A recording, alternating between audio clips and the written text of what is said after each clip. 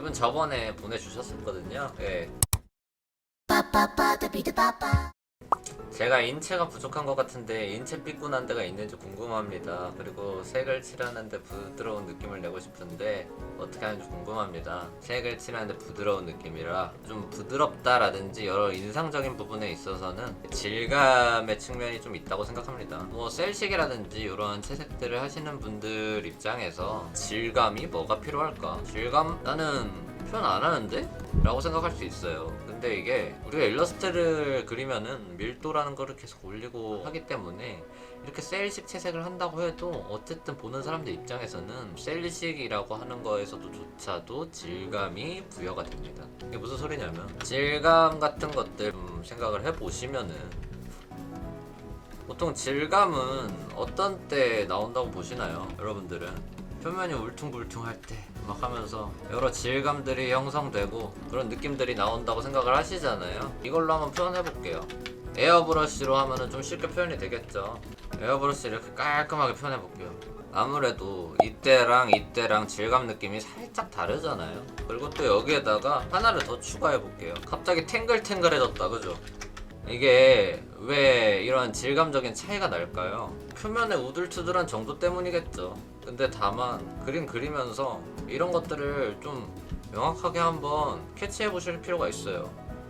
하이라이트와 반사광의 정도를 세게 했더니 질감이 좀 더 매끄러워지네? 라는 걸 알 수가 있어요. 사실 뭐 때문에 질감이 생긴다 라기보다는 하이라이트가 세게 들어갔는데 갑자기 오돌토돌해졌네? 결국에는 직관적으로 효율적으로 나타낼 수 있는 그런 좋은 밸류 표현은 하이라이트라고 볼 수도 있어요. 그림을 그리시면서 이런 것들을 좀 인지해주면 좋아요. 물론 방금도 보여드렸다시피 이렇게 중간톤 량을 얼마나 거칠게 표현하는가에 따라 가지고 깊숙한 표현들, 보통 덩어리라고 말을 할 때랑 양감이라고 말을 할 때랑 그림적인 느낌이 되게 다르거든요. 그래서 양감을 표현했을 때랑 덩어리를 표현했을 때랑은 조금 달라요. 이거 어디까지나 이거 단어적인 표현이라고 보시면 됩니다. 이게 막 정의다 이렇게 보시기보다는 아 그렇구나 정도로만 인지하시면 돼요. 이게 정답이고 막 그런 게 아닙니다. 그림은 사람 수만큼 가질 수가 있기 때문에 이렇게 보면은 입체감이 두드러지게 나잖아요. 그래서 덩어리적인 느낌이 납니다. 그래서 이 덩어리적인 느낌을 좀 더 깊숙하게 좀 더 양감이 느껴지게끔 표현을 하려면은 이런 식으로 터치를 넣어줘서 좀 더 밸류의 량을 많게 표현을 해주면은 깊숙한 맛이 나잖아요. 여기에 있어서 좀 더 이 밸류를 매끄럽게 해주면은 여기에 따라서도 또 질감의 차이가 나게 되고요. 하이라이트와 서브라이트를 어떻게 주는지에 따라서도 질감이 어느 정도 달라지게 되거든요. 그래서 그런 것들을 인지하고서 느낌이라든지 이런 것들은 보통 질감 때문이에요. 느낌을 부드럽게 표현하고 싶다 그러면은 그 부드러운 느낌을 내는 그런 작가님이라든지 좋은 그런 예제들을 찾아가지고 본인 그림에다가 그 밸류들을 좀 한번 접목을 시켜보시면 되게 도움이 많이 됩니다. 예. 그래서 부드러운 느낌은 이렇게 하면 부드럽게 되죠 라기보다는 어떻게 그 느낌을 내야 되는지에 대한 방법을 조금 알려드리고자 싶어요. 저는 그렇게 하거든요.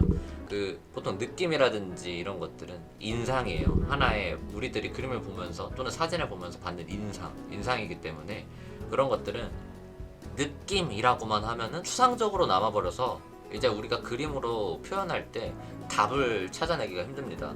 근데 이 부드러운 느낌이라는 거를 제가 이렇게 표현을 드렸잖아요. 질감, 부드러운 느낌은 질감이다라고 표현을 했으니까 이제 부드러운 질감에 대한 확실한 답안지만 찾으시면 돼요. 그래가지고 그거를 그림에다가 적용을 해보시면 되겠죠. 저 작가는 어떻게 이런 부드러운 질감을 표현했는가, 그런 것들 생각해 보시면 정말 도움이 많이 되실 거고요.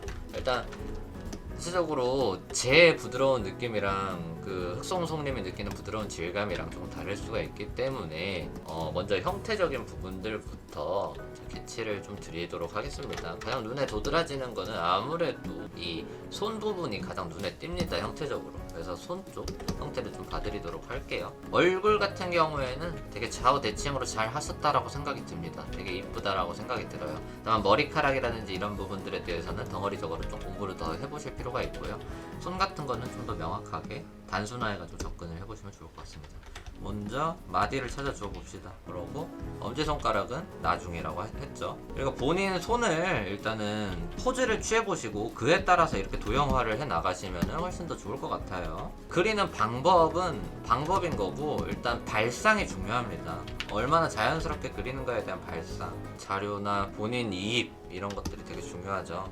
이런 식으로 기초적으로 따놓은 토대를 잡고서 이렇게 나아가 보시면은 손 모양을 좀 더 자연스럽게 표현을 해볼 수 있지 않을까라고 생각이 듭니다.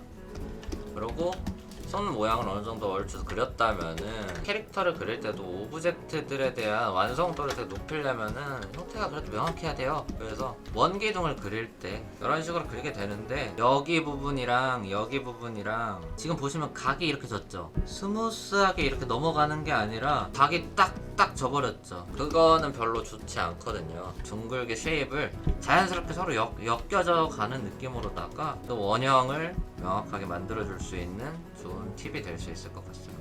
둥그스름한 형태에서 갑자기 각이 팍팍 나와버리면은 되게 어색하다라고 느껴지거든요. 그런 부분들 좀 주의하시면서 그려나가시면 훨씬 더 좋을 것 같아요. 저 같은 경우는 입체감을 되게 중요시하게 여기거든요. 자연스럽게 주름의 모양을 만들어 주시려면요, 정면으로 봤으니까 이런 식으로 주름이 생기겠구나 생각하실 수가 있습니다. 근데 여기에서 입체감을 좀 더 명확하게 넣어주시는 거예요.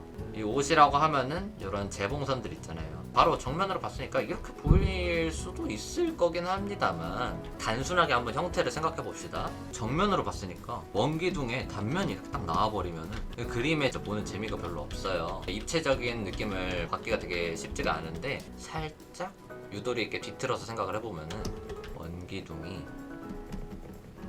이런 식으로 부축이 되신다는 걸 알 수가 있습니다. 여기도 보셨다시피 여기 원기둥 명확하게 보이죠? 이 흐름 따라서 가는 거예요. 팔이라서 살짝 꺾일 수도 있지만서도 이 흐름은 그래도 가져가 보도록 합시다. 이런 식으로 밑면이 보이죠? 밑면 원기둥에. 그렇다는 거는 주름을 어떻게 표현할 수 있는가 이것 때문에 이제 주름까지도 표현할 수 있는 폭이 넓어집니다. 어떻게 하냐? 지금 원기둥이 이렇게 그려졌죠? 원래라면은 팔이 이렇게 있고 여기다가 옷을 입히면 이런 식으로 주름이 생길 거예요. 우리는 입체감을 더해줬으니까 이거를 꼬을 수 있어요. 어떻게? 이런 식으로. 지금 이 원기둥성이 느껴지시나요? 그것들을 따라서 지금 이 주름들의 입체를 표현해 나갈 수가 있는 거예요. 여기도 또한 살짝 이렇게 쫙 표현할 수 있는 거를 측면으로 표현이 돼 있다면 이렇게 직선으로 표현이 될 텐데 둥그니까 둥근 느낌을 가질 수가 있게끔 표현할 수가 있고요. 그리고 여기에서 팔이 접혀졌으니까 팔꿈치가 생기는 부분에서 주름이 생기겠죠. 강한 주름들이 생길 거예요. 이것 또한 지금 이 원기둥성을 고려해가지고 넣고 있는 겁니다. 입체는 일단은 아무리 복잡해도 단순화부터 생각하면서 다가가시면은 입체를 효과적으로 표현하기가 좋습니다. 주름의 포인트를 잡으라는 건가요? 주름의 포인트도 포인트인데 일단은 입체적인 명확한 앵글을 발상해봐라 라고 볼 수가 있겠습니다. 여기도 또한 이 주름 이렇게 그려주면은 입체감이 명확하게 살겠죠.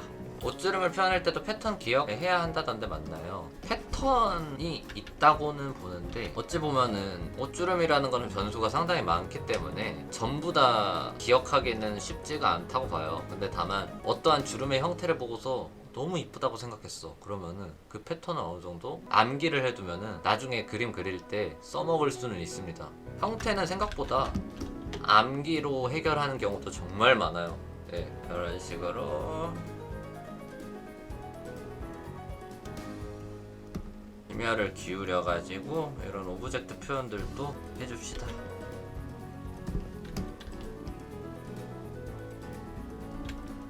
라인 정리를 했으니까 이렇게 살짝 색을 입혀보면은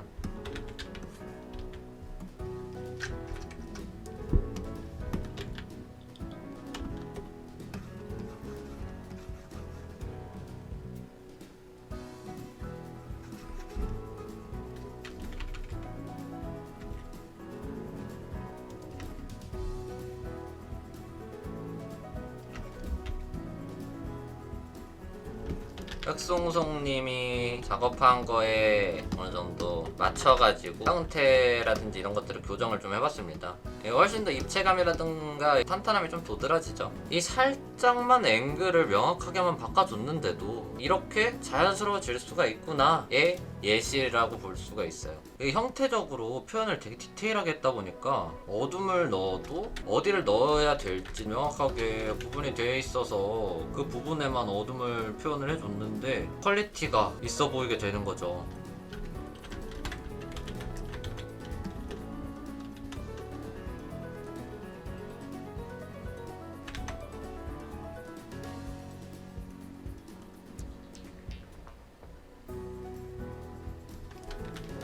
어떠신가요? 그리고 부드럽게 라고 했을 때 아까 말씀드렸다시피 중간 톤 좀 생각하시면서 그려보시면 더 좋습니다. 이렇게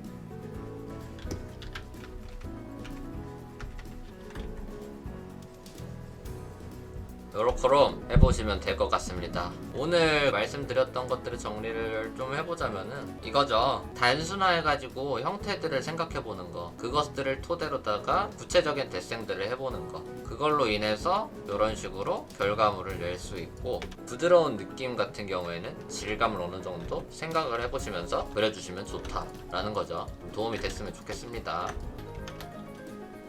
예, 저도 감사해요. 파일 보내주셔가지고.